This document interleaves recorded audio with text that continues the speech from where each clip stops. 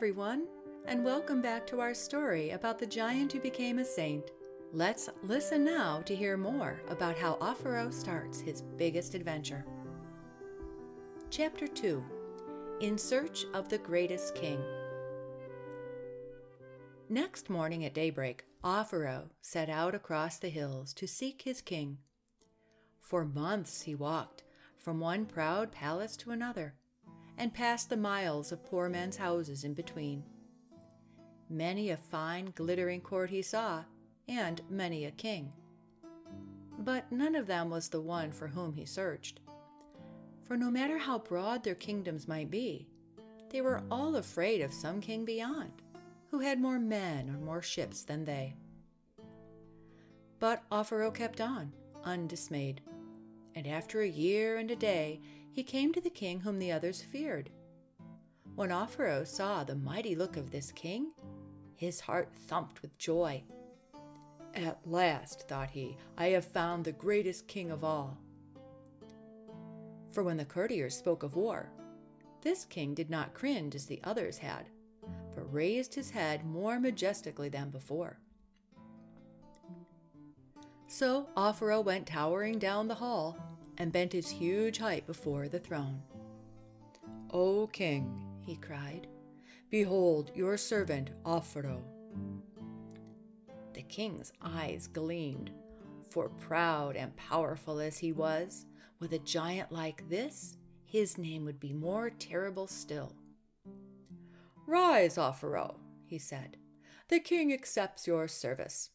In battle you will march at our army's head, and in peace you shall stand behind our throne."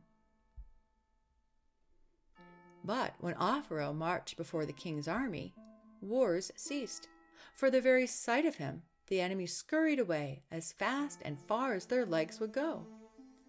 So there was little for him to do but stand behind the king's throne in the palace hall, which at times was rather dull for a great strapping giant like Offero.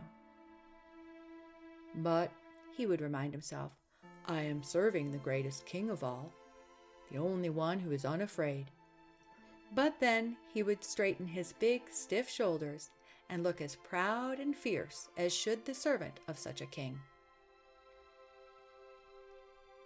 One stormy night, as Offero stood behind the throne, a minstrel came to play his lute for the king. He sang of war, of dangers and temptations.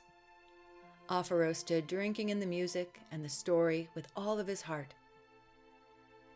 But the king fidgeted in his great chair, and Offero could see his gold crown tremble. One hand would grip the carved gilt lion by his side, while the other made a nervous sign upon his forehead. Offero watched, troubled. It was when the minstrel sang of Satan that the king shuddered. It was at that name that he made the sign upon his forehead.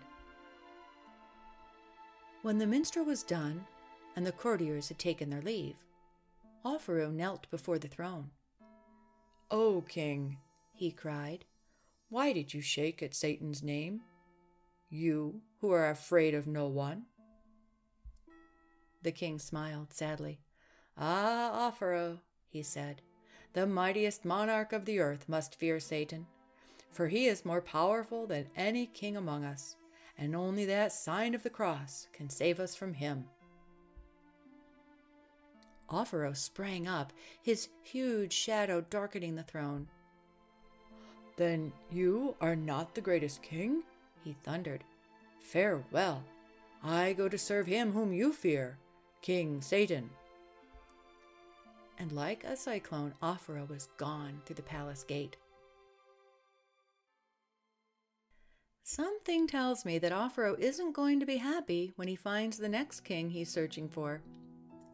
Make sure you listen to come back for Chapter 3 to hear about what happens when Offero discovers the next king on his quest.